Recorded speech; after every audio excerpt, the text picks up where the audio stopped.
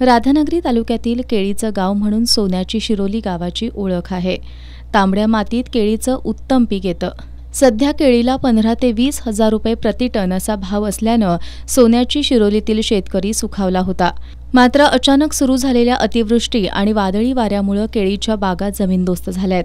हातातोंडाला आलेलं पीक वाया गेल्यानं अनेक शेतकऱ्यांना अश्रू अनावर झालेत। केळी पिकाला उत्पादन खर्च मोठा आहे। खताचं प्रमाण ऊस पिकाच्या 4 पटीनं अधिक असतं। टॉनिक आणि कीटकनाशकांची फवारणी करावी लागते। कष्टाच्या शेतीला ज्ञानाची जोड देत शेतकऱ्यांनी केळीच्या बागा फुलवल्या। मात्र वादळी पावसानं सारं हिरावून नेलं।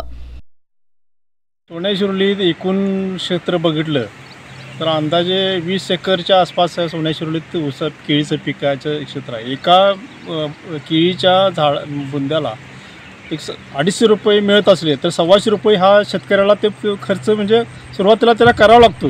त्यानंतर हातातोंडाशी आलेलं पीक ह्या निसर्गानं हाराळून घेतलेलं आहे। सोन्या शिरोलीत एवढं किती नुकसान झालं आहे, माझ्या अंदाजाप्रमाणे 10 ते 15 लाखाचं या सोन्या शिरोलीतच या केळी पिकाचं नुकसान झालेलं आहे।